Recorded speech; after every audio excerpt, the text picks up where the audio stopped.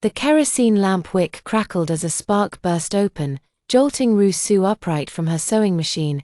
A dull ache shot from the nape of her neck to the crown of her head, and in her daze, she caught her reflection in the glass window. 2 braided pigtails, a floral-patterned dacron shirt. This was unmistakably how she looked at 25. Outside, the sound of a Jeep engine cutting off was followed by the thud of military boots on the bluestone pavement. Sending ripples through the water in the enamel mug, Rousseau lunged for the dresser and tore open the calendar. September 12, 1983. The date circled in red ink stung her eyes. It was the 7th day after her miscarriage, and the night before Fin Wang would ask for a divorce. With a clang, the metal door swung open. Fin Wang barged in, carrying the chill of the autumn night, his military epaulets still dusted with sand from the training ground. His eyes flicked to the chicken soup simmering on the stove, and his brows furrowed into a deep crease. "I told you not to wait up," he said. Rousseau clenched the sewing machine cover. Just like in her past life, she had eagerly tended to the pot of soup simmering for 5 hours, only to be met with his curt words. How had she responded back then? "Oh," she had said, "drink it while it's hot." I added codenopsis, slap. This time, Rousseau slammed the soup pot onto the concrete floor, splashing oily droplets onto Fin Wang's gleaming military boots. "If you don't like it, feed it to the dogs." Fin Wang paused as he unbuckled his belt, his dark eyes boring into her with an unsettling intensity. Rousseau stiffened her neck and glared back, only then noticing a freshly scabbed scar on his right cheek. Probably from training. In her past life, she would have pored over medical books all night searching for a remedy to fade it. Now, she wished she could rub salt into it. "Rousseau." His voice rumbled like a muffled drum. "Stop this." "Me, making a scene." Rousseau grabbed the feather duster and pointed out the window. "Then tell me, was it you who had the logistics office specially approve the fabric coupons for that vixen Nia Wu's dress?" The moonlight cast the shadow of the locust tree onto the window paper, flickering dizzyingly. Fin Wang slammed his military cap onto the table, revealing his short, stubble-like hair. "She's a key member of the performance troupe. The costumes for the show, bullshit." Rousseau struck the sewing machine with the duster, startling the scraps of fabric draped over it. "Out of 20 people in the troupe, is she the only one who needs a fitted waist? Does she think she's going on stage or getting married?" Fin Wang's neck flushed crimson, his Adam's apple bobbing twice. Rousseau knew this was the prelude to his temper flaring. In the past, she would have shrunk back like a quail by now, but having already died once, what did she have to fear from him? Damn it all. "Tomorrow I'll go to the neighborhood office to get the divorce papers." Rousseau rummaged through the camphorwood chest for the household register, the rising dust stinging her eyes. "You marry your Nia Wu, I'll return to my tailor shop. We're even." The military canteen slammed against the doorframe, shaking the portrait of the great leader hanging on the wall. Fin Wang's fists clenched with a crack. "Rousseau, a military marriage is no child's play." "Child's play." Rousseau slapped the marriage certificate onto the sewing machine, the red plastic cover splitting at the corner. 3 years, Fin Wang. Count how many men in this compound sleep in the barracks every night. Battalion Commander Zhao's wife is already pregnant with their 2nd child, and me. I can barely remember what your blanket smells like. The words were too crude, making Aunt Liu, eavesdropping under the windowsill, gasp. Fin Wang's ears burned red as he grabbed her wrist. "What nonsense are you spouting?" Rousseau stumbled as he yanked her forward, her nose bumping against the 2nd brass button on his uniform. That same scent of soap mixed with gun oil filled her nostrils, stinging her eyes until they watered. In her past life, she had loved burying her face right there, listening to the steady thump of his heartbeat. "Fin," Nia Wu's sugary voice, like a cat in heat, drifted in from outside. Rousseau shoved Fin Wang away abruptly and saw the woman clinging to the doorframe in a pink blouse, her chest nearly bursting out of the polyester fabric. "Oh, Rousseau, still awake?" Nia Wu swayed her twin braids. "I need to discuss tomorrow's performance with Brother Fin." Rousseau caught sight of the gleaming Shanghai brand watch on her wrist, the very one Fin Wang had claimed to lose last month. She suddenly burst into laughter, startling Nia Wu into taking half a step back. "Nothing beats the preciousness of the girls from the cultural troupe," Ru-Su remarked, picking up the tailoring scissors and snipping off a lock of her bangs with a crisp snip. Performance outfits require special fabric, and work discussions have to happen in the dead of night. The clipped strands fluttered down onto Fin Wang's military boots. Well then, shall I clear the room for you too? Fin Wang abruptly snatched the scissors from her and tossed them with a clatter into the sewing basket. You, come inside with me, he ordered. When Ru-Su was dragged and shoved into the inner room, the small of her back struck the corner of a camphorwood chest. Last year, she had packed his luggage here, and beneath the chest still lay the red bridal veil from their wedding day.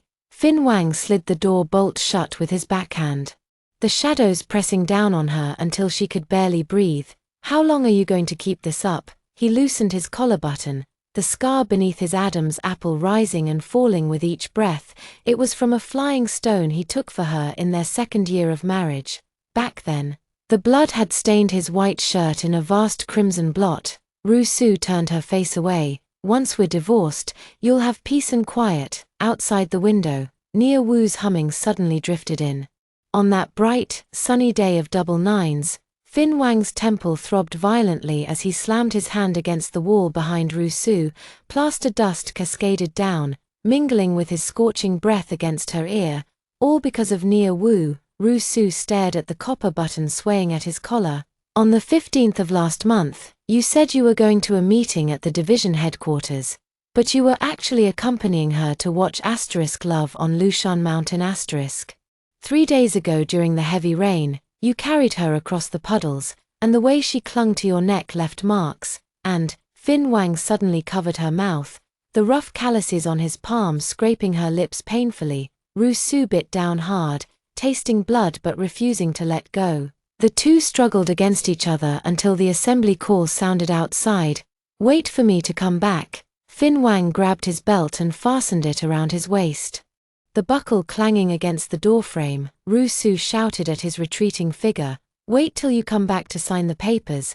As the roar of the jeep faded into the distance, Ru-Su collapsed in front of the sewing machine.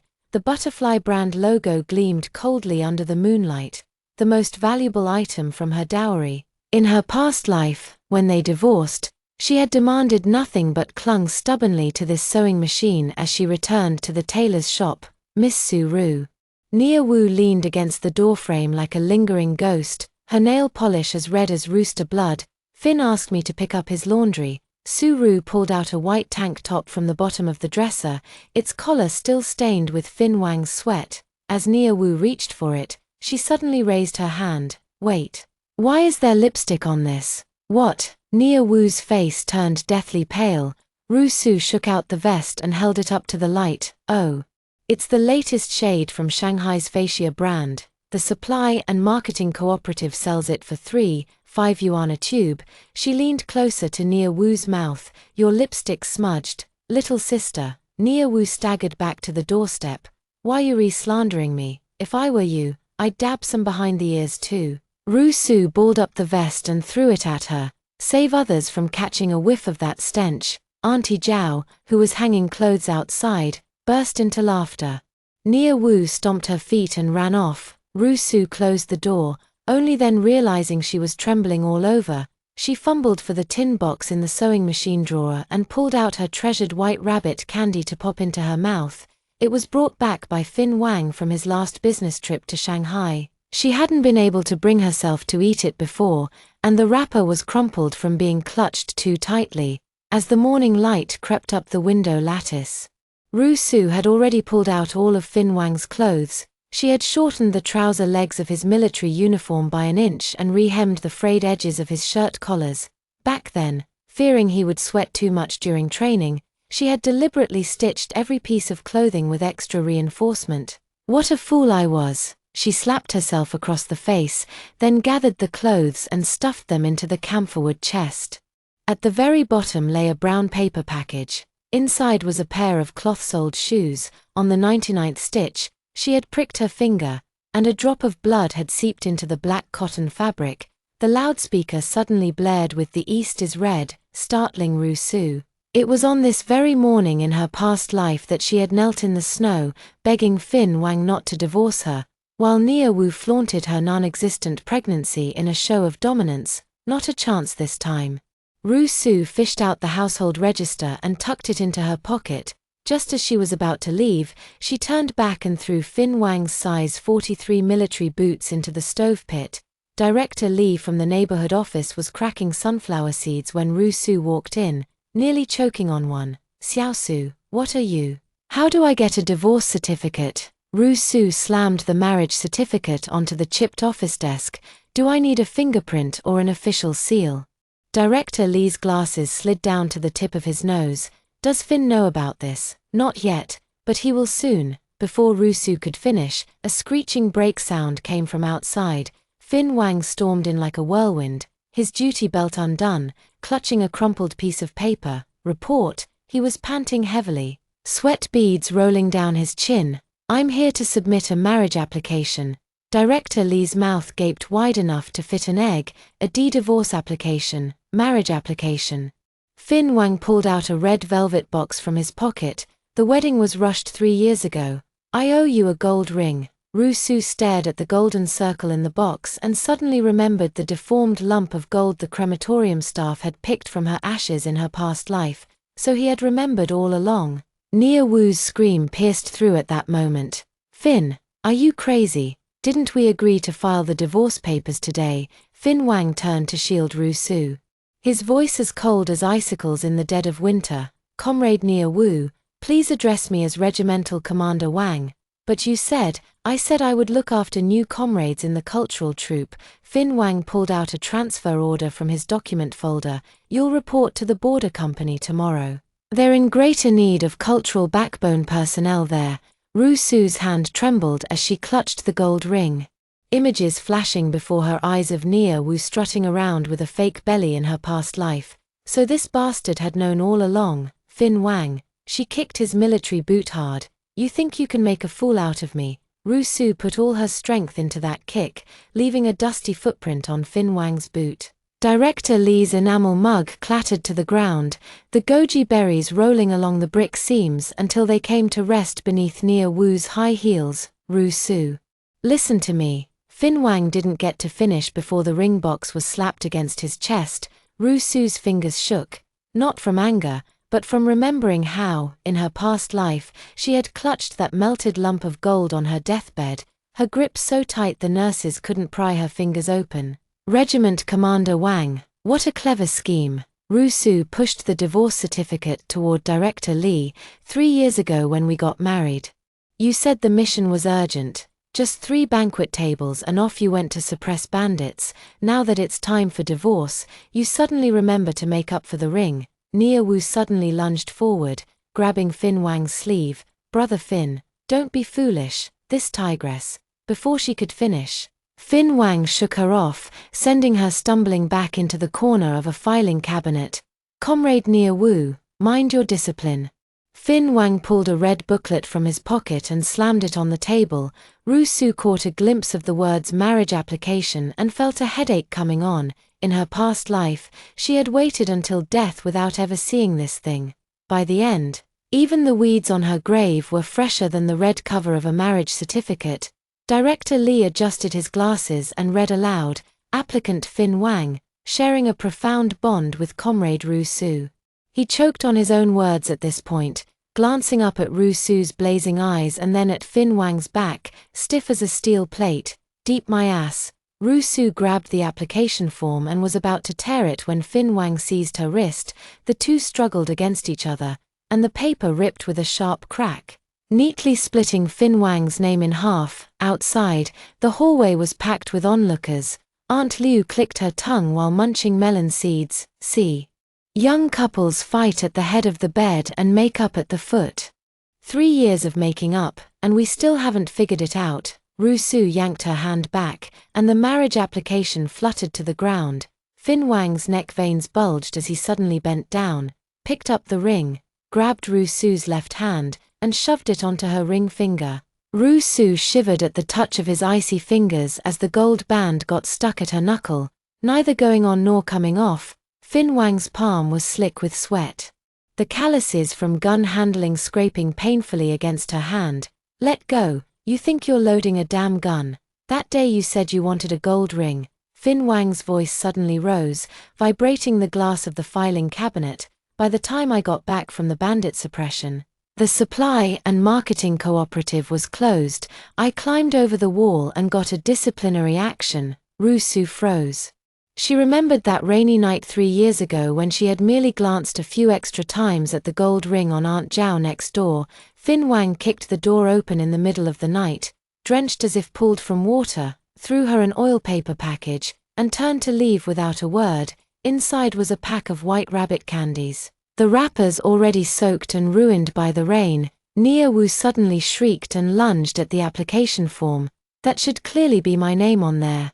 Her bright red nail polish smeared across the paper like bloodstains. Fin Wang stepped sideways to shield Rusu, and Nia Wu, unable to stop her momentum, banged her forehead against his military belt and burst into tears with a loud, "Wah, Director Lee, please handle this according to regulations." Fin Wang slapped his officer's ID on the table. "The divorce certificate is void. Process the marriage application now." Rusu suddenly burst into laughter, tears streaming down her chin. She wiped her face, pulled out a pair of fabric scissors from her pocket, and with a snip, severed the gold ring tangled around her knuckles. "Fin Wang, do you think I'm your military dog, wagging my tail for a scrap of meat?" The broken gold hoop bounced under the filing cabinet, and Nia Wu scrambled to retrieve it. Rusu stepped on the hem of her skirt, tearing a rip in the pink polyester with a rip. "Little sister, this scrap of junk suits you just fine, outside."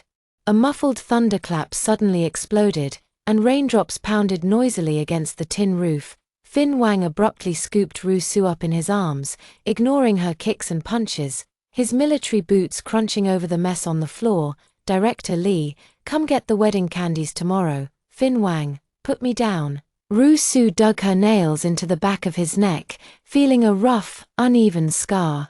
It was from the beam that had burned him last year when he saved her. He had carried her for 2 miles without flinching, and the wound festered for half a month. The jeep jolted nauseatingly through the rain curtain. When Rusu was thrown into the back seat, her head knocked against the window frame. Fin Wang yanked open his collar. Water droplets trickling down his Adam's apple. "Had enough of this tantrum." "Not even close." Rusu lunged to bite his shoulder. "Tasting iron through the soaked military uniform. Who gave you the right to decide for me? In our past life?" She choked abruptly as Fin Wang suddenly gripped her chin. "What past life?" The windshield wipers carved semicircles on the front window. Rusu stared at his bobbing Adam's apple. There should have been a scar there, from a steel bar during the 1998 flood relief. But now his neck was smooth, bearing only a brown mole. "Fin Wang." Rusu suddenly went limp, tears mixing with rain as they streamed down her collar. "Just let me go." The hand gripping her chin trembled slightly before Fin Wang abruptly yanked a military belt and tied her to the car seat. Just as Rusu was about to curse, lips tasting of gun oil pressed down on hers, she bit his tongue hard, the metallic tang of blood flooding their mouths. But Fin Wang only tightened his grip on the back of her head, deepening the kiss. The car roof thudded under the pounding rain. When Rusu finally broke free, a streak of blood lingered at the corner of her mouth. Fin Wang's thumb brushed over her swollen lips, his eyes burning with a dark fire. "Let you go, back then, when you waved that little red book and swore you'd spend your life with me. Why didn't you say those words then?" Rusu froze. It was the summer of 1976. She had squeezed into the crowd of educated youth, watching him enlist with a big red flower pinned to his chest. As the truck started moving, she had chased it for miles, waving a tattered copy of asterisk quotations from Chairman Mao asterisk and shouting, "Fin Wang, I'll wait for you to come back and marry me. Stop bringing up the past." Rusu yanked off her gun belt. "That was then, this is now." The jeep screeched to a halt at the courtyard gate. Fin Wang hoisted her over his shoulder and carried her inside. Hanging upside down, Rusu saw Nia Wu stomping her feet in the rain, her red leather shoes stuck in the mud. "Fin, you promised me." "I promised your father I'd look after you." Fin Wang kicked open the door. "Now you're in the cultural troupe, you've got your city residency. I kept my word." As Rusu was tossed onto the military-issue quilt, it suddenly struck her that Nia Wu's father had once saved Fin Wang's life. Right up until her death in her previous life, she'd never figured out whether that bastard Fin had any real feelings for Nia Wu. Fin Wang turned on the desk lamp. The warm yellow light softening the water stains on his brow. Only then did Rusu see the bloodshot veins in his eyes and the stubble on his chin speckled with traces of mud. "I've figured out the safflower in the chicken soup," he suddenly spoke, startling Rusu into gripping the bedsheet tightly. "Nia Wu's uncle works at the herb station. He's been sending medicine to our house for half a year."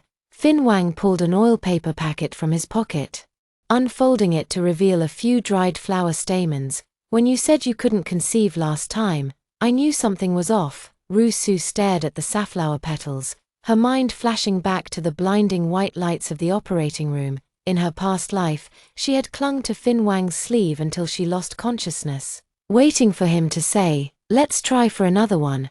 I've written 17 divorce reports." Fin Wang suddenly squatted down, the knees of his military pants stained with dark watermarks. "Every time I was about to submit one, I'd remember you huddled by the stove, blowing on the fire." Rusu's throat tightened. In their past life, she had always loved squatting to tend the fire because Fin Wang said wood-fired meals tasted better. Once, a spark flew into her eye, and he spent half the night applying a cold towel to soothe it.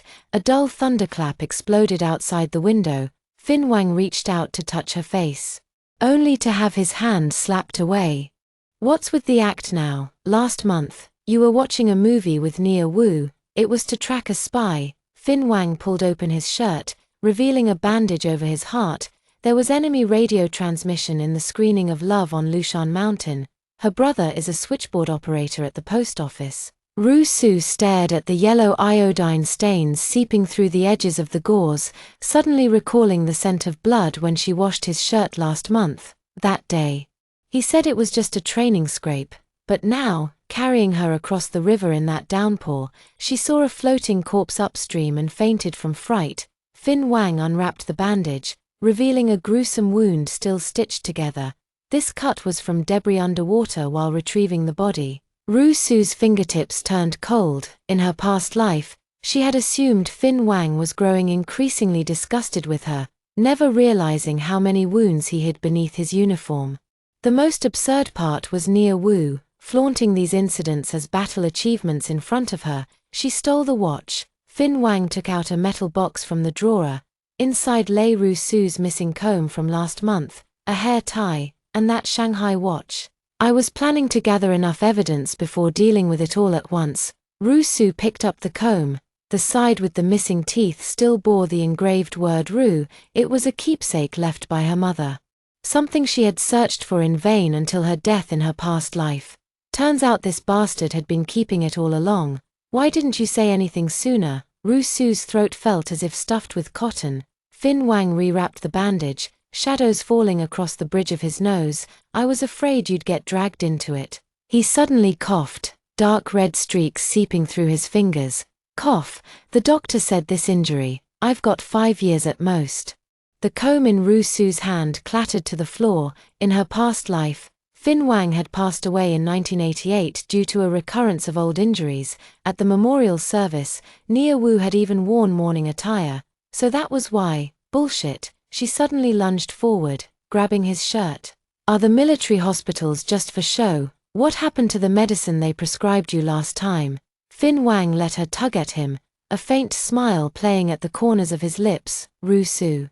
Stop calling my name like that." Rusu's fingers brushed against the prominent vertebrae on his back. He had grown even thinner than last year. No wonder his military uniform hadn't needed alterations around the waist lately. She had thought it was just Nia Wu's excellent tailoring skills. "Back then you said you'd give me a daughter," Fin Wang suddenly said. "With your eyes and my temper." Rusu's hand froze. In their past life, the aborted child had been a fully formed boy. She had secretly buried him under a pine tree behind the military base, visiting every Qingming festival under the pretense of gathering wild vegetables just to weep.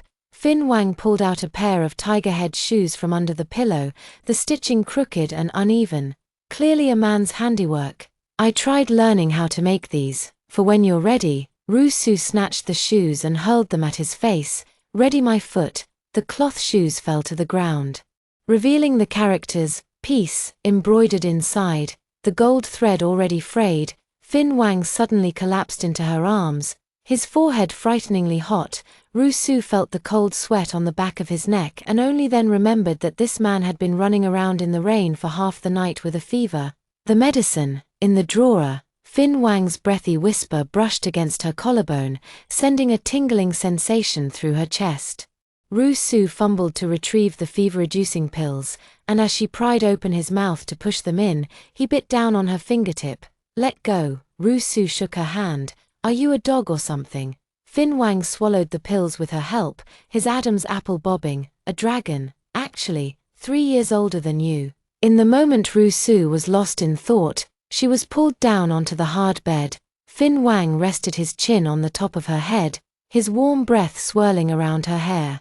Let me hold you for a while, just a little while. Outside the window, the rain gradually lessened. Rusu stared at the swaying shadow of the military cap on the wall. In her past life, she had often thought how impressive it would be if this cap could be worn by her son. As she dwelled on the thought, her tears soaked through the gauze on his chest. Fin Wang was burning with fever, yet the knuckles gripping Rusu's clothes were pale. Rusu wrung out a cold towel and placed it on his forehead. Under the dim glow of the desk lamp, his usually sharp brows softened, revealing a hint of youthful innocence. Water, he groaned hoarsely, his Adam's apple straining beneath the bandages. Rusu pressed the military canteen to his lips, but Fin Wang suddenly grabbed her wrist. Don't go, let go. Rusu struggled, catching sight of the crescent-shaped scar below his collarbone, the one she had bitten when she was 18, back then. Fin Wang had returned from the army on leave, and she had been hiding behind the old locust tree at the village entrance, secretly watching, only to be caught red-handed by him. Are you a dog or what? The younger Fin Wang grimaced in pain, his camouflage vest stained red with blood. Rusu crushed herbs and pressed them onto his wound. Who told you to suddenly pop out like that? Memories surged up, mingled with the damp scent of rain, as Rusu pried his fingers open. Fin Wang suddenly flipped over, pinning her down, his scorching breath hot against her neck. That year, you said, you'd give me 5 kids. Are you delirious from fever? Rusu kicked his shin but felt the uneven scars beneath her touch. They were from the steel rebar that had slashed him during the landslide the year before, when he had carried an injured young soldier 10 miles down the mountain road. Fin Wang suddenly groaned, cold sweat trickling down the bridge of his nose. Rusu felt the blood seeping through the gauze on his back and, recalling the bandaging technique taught by Dr. Liu from the clinic, she inexplicably lifted his shirt. Crisscrossing scars sprawled across his wheat-colored skin, the newest one stitched haphazardly like centipede legs. Rusu's fingers trembled slightly as she dabbed ointment onto the wound, only to have her fingertips suddenly seized. Back then, you were just like this, Fin Wang murmured with his eyes closed. Applying frostbite ointment for me in the recruit camp. Rusu's hand jerked, smearing ointment onto the bedsheet. It was the winter of 1979 when she braved heavy snow to deliver cotton-padded coats to the recruits and saw the raw, cracked wounds on Fin Wang's hands. The young nurse found them too dirty to touch, so she snatched the ointment and applied it herself. Only to be teased by his comrades as the little wife coming to visit. Stop flattering yourself. Rusu yanked the gauze and wrapped it tightly around him. If it had been any random person back then, I would've. Before she could finish, Fin Wang suddenly burst into laughter, causing his wound to ooze blood droplets. What you smeared on Jiao Dahu was chili oil. Rusu froze. That unruly soldier who used to fight her for the frostbite ointment had been avoiding her ever since. So that was why. She couldn't help but burst into laughter, tears streaming down onto his back as she laughed. By the time dawn light crept over the window lattice, Fin Wang's fever had subsided somewhat. Rusu tiptoed to the kitchen to cook porridge, but when she lifted the lid of the clay pot, she froze, soaked wood ear mushrooms torn into small pieces. Cured meat diced and fried to a fragrant crisp, all ingredients for treating blood loss. Damn it, she stirred the bubbling porridge, suddenly recalling how in her past life, whenever she fell ill, there would always be appropriate food placed by her bedside. She had thought it was Aunt Zhao's kindness, but now she realized. 3 months of secretly learning, and at least I didn't waste anything. Fin Wang leaned against the doorframe, his military uniform hanging loosely. The morning light cast a golden halo around him, making him seem like the handsome young man who once wore a big red flower. Rusu scooped a spoonful of porridge and blew on it, learned it in the mess squad, taught by old Ju's wife from the mess squad. Fin Wang took the bowl, his fingers brushing over the chipped rim. She said you often get stomachaches in winter. Rusu stared at the gap, which was made last year when Fin Wang lost his temper and smashed something. At the time, she had crouched to pick up the broken pieces when he yelled, "Don't cut your hands," only for her palm to end up with a gash. Nia Wu's uncle was arrested. Fin Wang suddenly said, the herbal station found 20 pounds of safflower, and he confessed everything. The porcelain spoon clinked against the rim of the bowl, and Rusu recalled the blinding white of the surgical lights. In her past life, she had lain on the delivery bed waiting for a signature that never came. As the nurse said, Regimental Commander Wang was in an important meeting. Turns out, the meeting that day was about making arrests. I tore up the divorce papers. Fin Wang pulled a red cloth bundle from his pocket and unfolded it to reveal the broken half of a gold ring, its fractured ends bound with red thread. Should we have it remade, or, dingling? The door curtain was suddenly pushed aside as Nia Wu burst in, her makeup smeared from crying. Brother Fin. They're transferring me to the mess squad to feed pigs. Fin Wang thumped his porridge bowl onto the table. It's the organization's decision. You promised to take care of me forever. Nia Wu tugged at his sleeve. Just because of this Baron. Slap. Rusu shook her numb, stinging hand. Nia Wu covered her face and shrieked. How dare you hit me? I'm hitting an ungrateful wretch like you. Rusu yanked open her collar and pulled out a gold chain.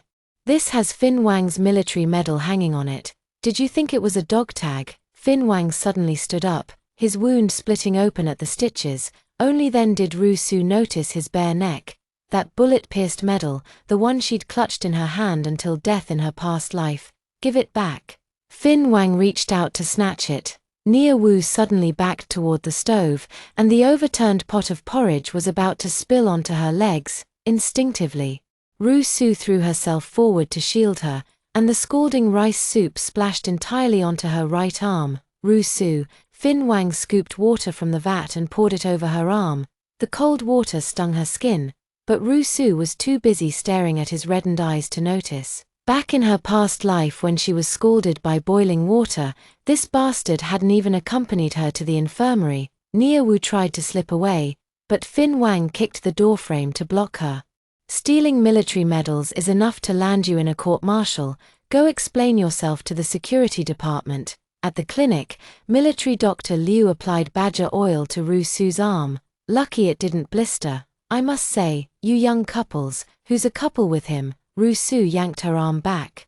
Fin Wang crouched nearby, peeling an apple in one long, unbroken spiral. Back when I got bitten by a snake during field training, you did the same thing. I'll sew your mouth shut if you bring up the past again. Rusu snatched the apple and took a bite, sweet juice trickling down the corner of her lips. Fin Wang suddenly leaned in to lick the juice off, startling the military medic Liu so badly he dropped his tweezers. Fin Wang, you. Her scolding was muffled as the sweetness of apple mixed with the bitterness of ointment. Rusu pounded his back but softened her blows when her fingers brushed against the unhealed wounds beneath his bandages. As the setting sun stretched their shadows long, Fin Wang carried her home on his back. Rusu rested against his sweat-dampened shirt, breathing in the familiar scent of soapberries. When you came back from the bandit suppression back then, you carried me like this too. You were light as a kitten back then. Fin Wang adjusted his grip on her. Now you're quite a handful. If it's too heavy, just put me down. Rusu pinched his ear, catching sight of the suppressed smiles on the faces of the mess hall soldiers, then suddenly buried her burning face into the nape of his neck.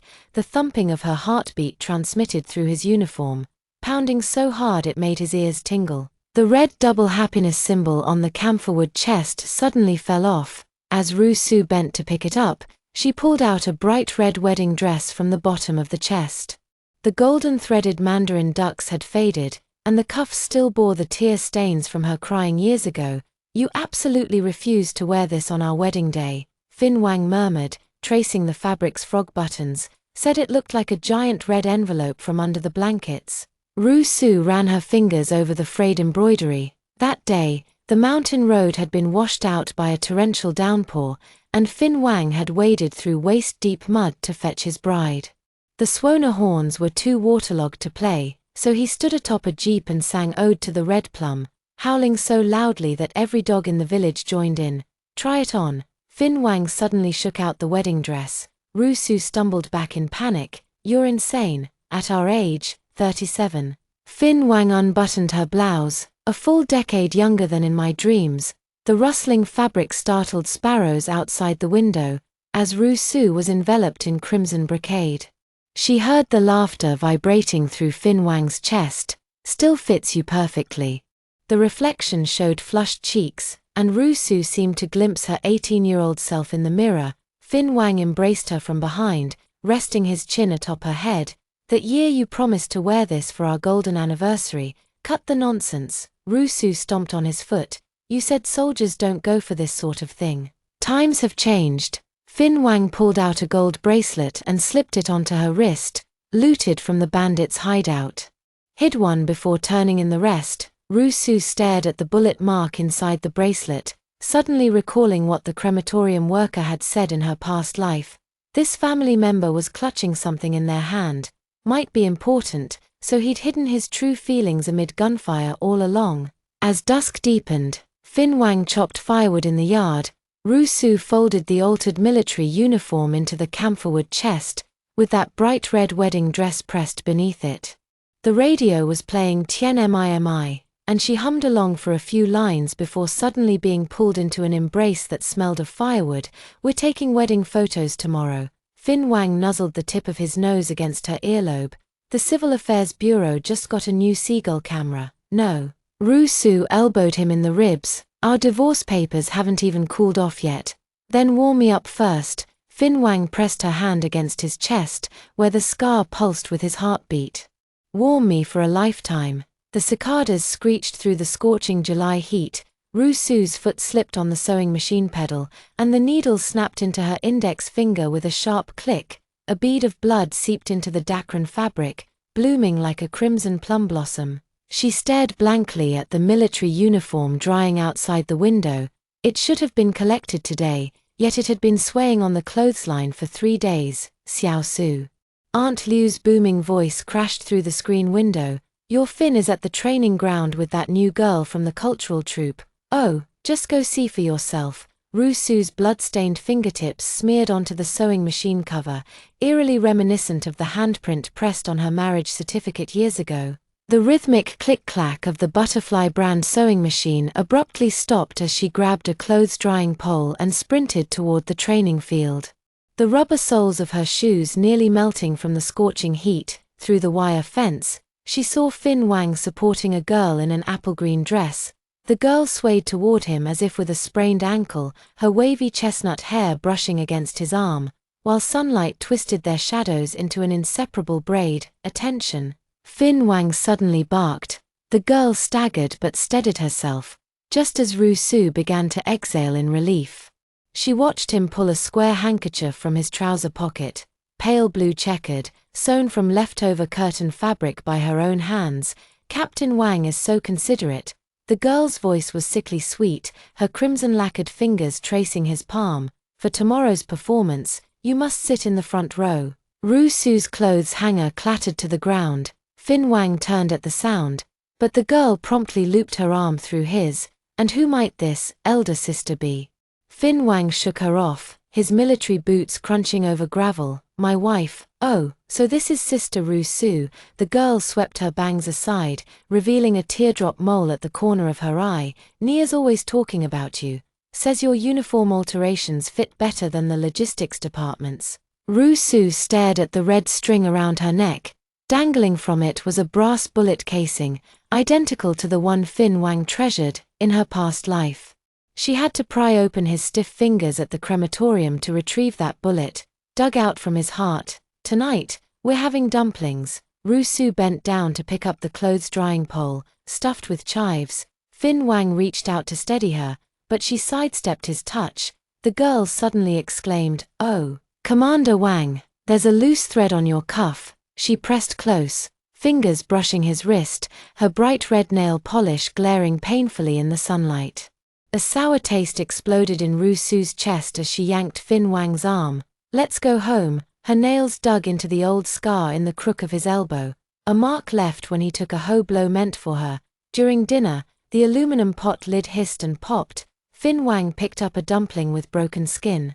Lin Xiaomai from the newly arrived cultural troupe, her father, smack. The vinegar bottle slammed onto the enamel plate, splashing liquid that stained the front of the military uniform. Rusu grabbed a rag and wiped haphazardly, the pungent smell of leeks mixed with garlic paste making their eyes sting. "Fin Wang, where's the bullet casing you kept by your heart?" Fin Wang's chopsticks paused in the vinegar dish. "Turned it in." "Bullshit." Rusu overturned the stool. "Last month you were still using it to open bottle caps for me." "Rusu." Fin Wang gripped her wrist, his palm bearing the marks of gunpowder burns. "Deputy Division Commander Lin has spoken to me." She suddenly remembered delivering the altered military uniforms to the division headquarters the day before yesterday and overhearing whispers drifting from the restroom.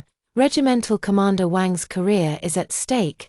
Deputy Division Commander Lin's daughter, the divorce papers should have been approved long ago. "Are you getting promoted?" Rusu shook off his hand, her lower back hitting the corner of the cupboard. The pickled garlic in the glass jar sloshed brown liquid. Just like the blood that had once flowed to her ankles, Fin Wang reached out to pull her up when suddenly a horn sounded outside the door. The messenger poked half his head in. "Regiment Commander, Comrade Lin says the performance costumes need your approval." Rusu grabbed a rolling pin and swung it at the jeep's tire. "Approval my ass." The screech of scraping paint startled the cicadas from the poplar trees. Fin Wang wrapped his arms around her waist from behind, his hot breath against her sweaty nape. "Stop it, it's a mission." "Does the mission require hugging? Does the mission require giving love tokens?" Rusu scratched his chin with her free hand, leaving 3 bloody marks. "Fin Wang, you told Nia Wu it was a mission too." The words hung in the air, leaving both stunned. Fin Wang loosened his grip, and Rusu seized the chance to break free, only to see Lin Xiaomai emerge from the jeep's backseat, her apple green skirt brushing past Fin Wang's military boots. "Don't get the wrong idea, Sister Su." Lin Xiaomai jingled the car keys. "My dad asked me to learn driving from Captain Wang. Said it'll be convenient for army life later." "Convenient my ass." Rusu yanked off her apron and threw it to the ground. "I've had enough of this damn military housing." A tin box slipped from the apron pocket, scattering tiger-head shoes, a gold bracelet, and half a ring clattering across the floor. Fin Wang bent down to pick them up, but Lin Xiaomei's high heel stepped on the gold bracelet. "Captain Wang, we should go." Rusu grabbed Lin Xiaomei's curly hair and slammed her against the wall. Looking just like when she used to beat up chicken thieves, Fin Wang wrapped his arms around her waist and lifted her off the ground. Her legs flailed wildly, sending a rubber shoe flying up to the roof beam and stirring up a cloud of years-old dust. "You're protecting her." Rusu turned her head and bit his arm. "Fin Wang, have you no conscience? That year when you were shot and unconscious, who was it who stayed awake for 3 days and nights without sleep?" Fin Wang pressed her onto the 8 Immortals table, his eyes bloodshot. "Who chewed ginseng slices and passed them into my mouth?" "Rusu, I've carved all of this into my bones." Lin Xiaomei's sobs were as faint as a mosquito's hum, but Rusu was fixated on the faint red cord peeking from Fin Wang's collar, where the bullet casing pendant should have been, now empty. Suddenly, her strength drained away, her nails digging into the growth rings in the table's crevice. "Let's get a divorce. I'll make room for Miss Lin." Fin Wang's pupils contracted sharply. He grabbed the car keys and hurled them toward the door. As Lin Xiaomei's shrieks mixed with the roar of the jeep's engine fading into the distance, he gripped Rusu's chin, forcing her to look up. "Say that again." "I said let go." Fin Wang's kiss came down with a metallic taste of blood, and even as Ru Su bit his tongue until it bled, he refused to release her. The teacup on the 8 Immortals table rolled to the floor and shattered into pieces, eerily reminiscent of the pair of enamel mugs used for the wedding toast on their first night. In the struggle, they knocked over the 5-drawer cabinet, and a yellowed medical report fluttered out from a drawer. Ru Su caught sight of the words habitual miscarriage and suddenly tore at him like a madwoman. No wonder you went looking for someone who could bear children." Fin Wang snatched the torn pieces barehanded, his fingertips sliced and bleeding. "I hid this because I didn't want you to suffer." "Hid? As if you haven't hidden enough." Ru Su kicked him away. "Hiding injuries, hiding illnesses, hiding bullet casings. Now you're even hiding people." She grabbed the wedding dress from the camphorwood chest and tore at it, the snapping of golden threads sounding like the final break of a heartstring. Fin Wang suddenly drew his service pistol, loaded it, and with a bang, shot through the roof beam. Amid the fluttering dust, his eyes were bloodshot. "Ru Su, if I, Fin Wang, ever betray you, may I be struck by lightning." "You should have been struck dead long ago." Ru Su hurled the torn remnants of her wedding dress at him. "That year when the flood came, you said you were going to help with disaster relief, but you ended up at Nia Wu's place. Her father entrusted her to me on his deathbed. The house collapsed, and I went to save people." Fin Wang tore open his shirt, revealing a scar on his chest as hideous as a centipede. "This wound was from the roof beam. Do you want to count how many ribs I broke?" Ru Su stared blankly at the scar. In her past life, when she changed his burial clothes, this wound had already festered and bred maggots. She had cleaned it bit by bit with cotton swabs, swallowing both the maggots and her tears in the end. Lin Xiaomei's shrill voice suddenly blared from the loudspeaker. "Next, we invite Regimental Commander Fin Wang and Comrade Lin Xiaomei to perform a duet of the moon on the 15th. Fin Wang's face instantly paled. He grabbed his military belt and sprinted toward the auditorium. Ru Su, as if possessed, followed and hid behind the curtain, where she saw Lin Xiaomei standing on tiptoe to pin a boutonniere on him. The rose-red silk flower was identical to the one she had worn years ago. "Commander Wang, my father said he'll arrange your transfer as soon as the marriage application is approved." Lin Xiaomei's trailing words were drowned in applause. Fin Wang took half a step back, and the boutonniere fell to the ground, soon crushed under her high heels into a crumpled mess. Ru Su turned and bumped into a prop stand, causing red satin to cascade over her head. When Fin Wang lifted the fabric, all he caught was a cold wrist. The gold bracelet he had clasped there himself was gone, leaving only a faint white mark. The night rain soaked through the military compound. Ru Su curled up amidst piles of fabric in the tailor's shop. The sewing machine from her dowry had rusted, its pedal creaking like the mournful cry of an old crow. Inside the glass cabinet lay the hair ties and clips Fin Wang had given her, while the dust-covered marriage certificate still bore the faded blue ink fingerprints. The door curtain was suddenly flung open as Fin Wang stumbled in, drenched from head to toe. His military uniform bulged at the chest. When he reached in, he produced an oil paper package wrapped layer upon layer, containing that bullet casing. Deputy Division Commander Lin offered a transfer order in exchange for this, but I refused. His lips were purple from the cold. "Ru Su, if I can protect this bullet casing, I can protect you." Ru Su traced the dent on the bullet casing, left when it had lodged in her shoulder blade years ago. Suddenly, she remembered the delirious words Fin Wang had muttered while unconscious. "Ru, don't look, it's scary." Amidst the sound of rain, chaotic footsteps mixed in.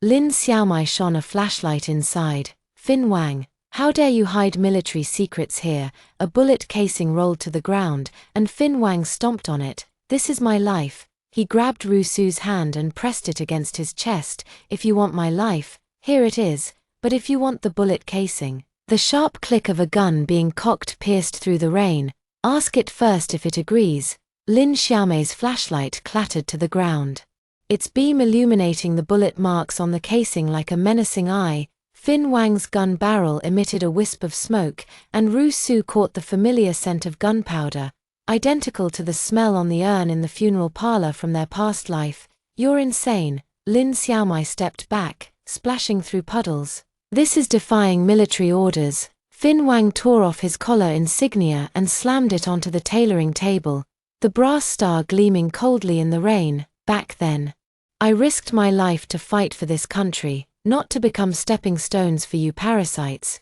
Rousseau suddenly remembered that rainy night in 1979 when Fin Wang kicked open the door of the tailor shop, covered in blood, and thrust his military medal into her hand. If I don't come back, use this to pay for my coffin. His eyes burned with the same fire then, fierce enough to boil the pouring rain. When Deputy Division Commander Lin stormed in with his guard platoon, Fin Wang was kneeling on the ground, wiping bullet casings. Rousseau pressed the tip of her scissors against her neck, blood trickling down her collarbone. If anyone dares touch him, I'll die right here. Ridiculous. Deputy Division Commander Lin's face flickered in the lightning. Fin, for a woman who can't even bear a child. Bang. The bullet whizzed past Deputy Division Commander Lin's ear, shattering the portrait of the great man on the wall. Fin Wang's one-handed magazine reload was fluid, reminiscent of his championship-winning performance in the martial arts competition years ago. Say that again, and the next bullet goes here. He tapped the barrel against his own temple. Rousseau's scissors clattered to the floor. She finally saw the bloodstains spreading across Fin Wang's back. Like a blooming red plum blossom, this fool was pushing himself despite his wound reopening. Everyone, get out. Fin Wang suddenly staggered to his feet. I need to have a private word with my wife. Lin Xiaomai wanted to say more, but her father dragged her away by the arm. Rousseau heard the sound of the jeep's engine fading into the thunder, then turned to see Fin Wang loading bullets into the sewing machine. Before she could finish, Fin Wang collapsed into a pile of fabric. Rousseau rushed over and tore at his clothes. The stench of festering wounds made her head throb. The injury had been infected for at least 3 days. The clinic had run out of patient gowns, so Rousseau cut up her wedding dress for bandages. Fin Wang, delirious with fever, gripped her wrist and muttered, "Don't be afraid, Rue. I cleared all the landmines." It was the spring of 1981 when she stepped on an anti-personnel mine while visiting the front lines with a morale-boosting troop. Fin Wang spent 2 hours lying on the ground defusing it, his sweat dripping into the dirt and leaving tiny craters. Later, he used that moment as his marriage proposal. I traded my life for this wife. No one, not even the heavens, can take her from me. Bastard. Rousseau wrung out the wet towel, tears falling onto his scorching chest. Addicted to playing the hero, aren't you? The night rain drummed against the tin roof as Rousseau pulled out the metal box he had hidden deep in the dresser. Beneath the bullet casings lay a yellowed medical record, the latest page reading, shrapnel displacement, amputation recommended. The date was last Wednesday, the very day he'd said he was going to a meeting at the division headquarters. Liar. Rousseau slapped the medical record against his face. I'd have accepted you even as a cripple. Who gave you the right to decide for me? Fin Wang's eyelashes fluttered, a faint smile appearing on his fever-flushed face. Back then, you said you wanted to marry a man who stood tall and unyielding. Bullshit. I said I'd marry a living man. Rousseau yanked up his pant leg, revealing a hideous scar snaking down his calf. In her past life, when she'd dressed his corpse, that leg had been nothing but bone. Yet now it could still carry her for miles. At the crack of dawn, Fin Wang suddenly began convulsing. Rousseau dug out the silver bracelet she'd kept hidden at the bottom of her chest and ran toward town, her mother's dowry. Something she hadn't even pawned during the famine years. A pudgy hand reached out from behind the pawnshop's iron bars. Military family goods. You'll need documentation. Documentation my ass. Rousseau grabbed an inkstone and hurled it. This is life-saving money. The old street erupted with the piercing sound of an alarm as Rousseau clutched 50 yuan and sprinted. The wind sliced into her lungs like a knife, reminding her of the year she chased after the recruit truck. When Fin Wang's thrown canteen left a bruise on her forehead, the clinic hallway was packed with armed soldiers, and Deputy Division Commander Lin blocked the operating room door. Comrade Su, if you sign the divorce papers now, there's still time to sign your ancestors. Rousseau flung the cash in his face. This is my body's selling price. Is it enough to buy one of his legs? A nurse rushed over holding a blood plasma bag. The patient needs a transfusion. Rousseau rolled up her sleeves. revealing the bluish veins. "Take mine. Back when we were fighting bandits, he took a bullet for me. It's time to repay that debt."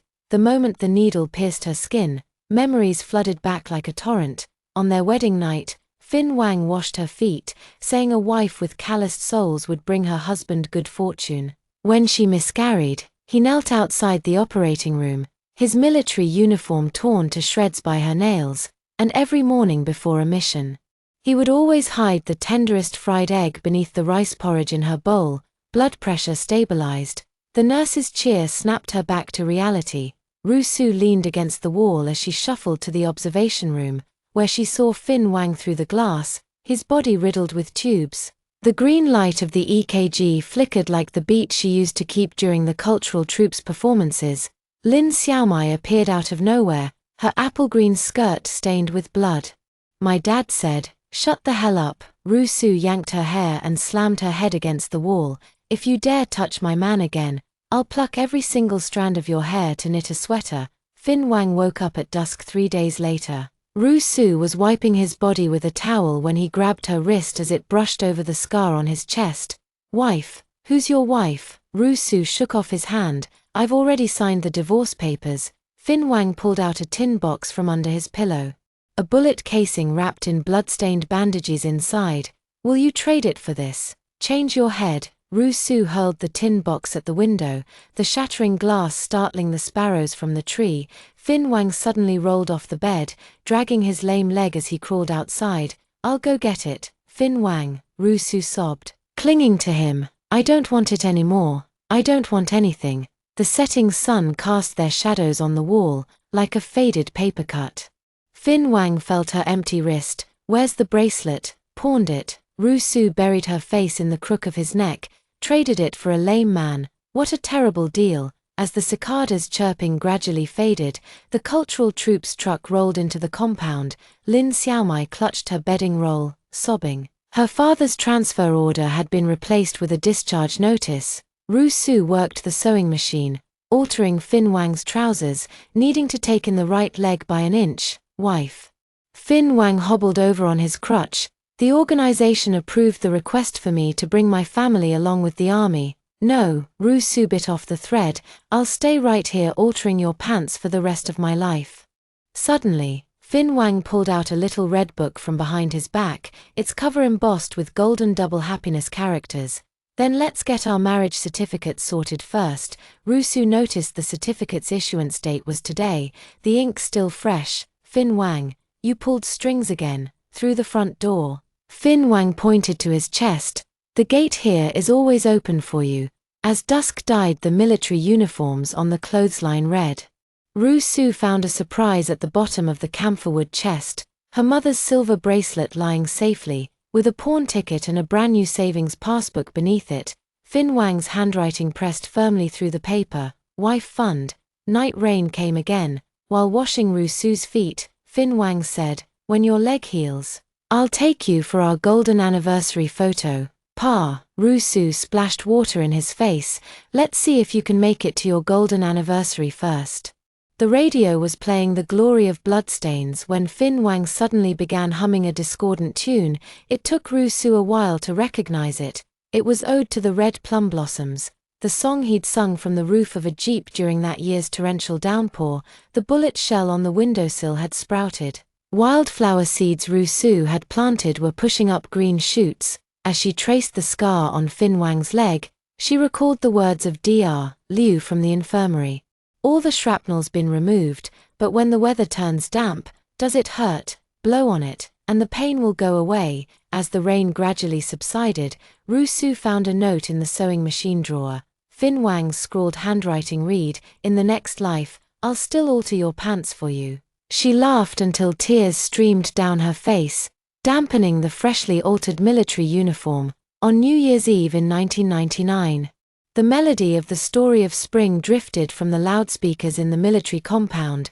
Rusu worked the Butterfly brand sewing machine to alter a cotton-padded jacket for her granddaughter, her gold bracelet clinking against the tabletop. Fin Wang leaned in with his jujube wood cane, 2 faded 5-point stars pinned to the collar of his military uniform. "Grandpa." The little girl rushed into his arms, holding up a bullet casing. "Can I trade this for candy? It could buy your grandma half a lifetime." Fin Wang threaded the bullet casing back onto the red string and slipped it onto Ru Su's wrist. The gold bracelet clinked against the casing, eerily reminiscent of the symbols from their old cultural troop days, as firecrackers exploded outside. Ru Su fed more firewood into the stove. The flames cast flickering light on the golden anniversary photo on the wall. Blurred by a seagull camera, it looked instead like it was bathed in morning mist. Beneath the photo lay a yellowed divorce certificate, cut in two to prop up the table. "Old Commander." A car horn sounded outside. "The Spring Festival Gala is about to air your documentary." Fin Wang tucked a hot water bottle into his army coat. "Not going. Staying home to make dumplings with the old lady." "Who cares?" Ru Su banged the rolling pin loudly. "Back when we took our wedding photos, your smile was the fakest of all." Before she could finish, a loud military bugle sounded from the TV. In the documentary, 20-year-old Fin Wang dashed through barbed wire, bullets whizzing past his ears. Ru Su suddenly pointed at the screen. "Isn't that the knee pads you sewed?" Fin Wang added vinegar-braised cabbage to her bowl. "You secretly tucked them in when you hemmed my pants." Dumplings tumbled in the boiling water as Ru Su gazed at the newly built residential buildings outside the window. The leaky little bungalow from back then had long been demolished, but the camphorwood chest still sat on the balcony. Inside it locked a broken-toothed comb, a fire-warped gold ring, and 17 undelivered divorce petitions. During the Spring Festival Gala, as the song Unforgettable Tonight played, Fin Wang suddenly pulled out a tin box. Ru Su opened it to find half a piece of walnut cake, now covered in green mold. It was the dry ration she had chased after the truck to give him when he enlisted in the army in 1976. "You wasteful old man." Ru Su raised her hand as if to hit him, but he caught her wrist. The calluses from his gun rubbed against her wrinkles. With the same strength as when they had pulled their marriage certificate all those years ago, the medals sent by the military district jingled in the drawer. Fin Wang had given them all to his granddaughter to use as a rattle. Only the wind chime made of bullet casings hung by the window, emitting a coppery rust smell when rained on, eerily reminiscent of that era of blood and fire. On the 15th day of the first lunar month, snow fell against the lanterns as Fin Wang lay on the white sheets of the military hospital. The waves on the ECG monitor grew flatter and flatter.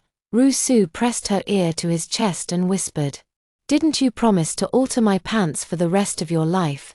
"Next life." Fin Wang twirled a strand of her hair around his finger. "Change into a *Balaji*. The bullet shell wind chime suddenly tinkled, and Ru Su looked up to see the morning star outside the window. Fin Wang's breath slowly dissolved into the dawn mist, the red string on his wrist still entwined with 2 strands of white hair. At the memorial service, the younger generation tried to remove the 5-point star from his collar. Ru Su raised her cane and blocked the coffin. "That's my dowry." The following Qingming festival, new recruits often saw an old lady sitting beneath the wall of honor. At her feet, a tin box was filled with white rabbit candies, which she handed out to everyone she met. "My Fin had a sweet tooth." Ru walked on that year's awakening of Insects Day, while sorting through the belongings. Her daughter found a bright red wedding dress at the bottom of the camphorwood chest, the mandarin ducks embroidered with gold thread still vividly bright. Tucked inside the collar was a note, its clumsy handwriting blurred by time. "Ru, in the next life, let's still live in the military compound. I'll alter 100 Balaji dresses for you." Outside the window, the spring rain pattered softly, and the bullet casing wind chime swayed gently. 2 red star badges nestled together under a glass cover, just like the twin lotus flowers on their marriage certificate back in the day.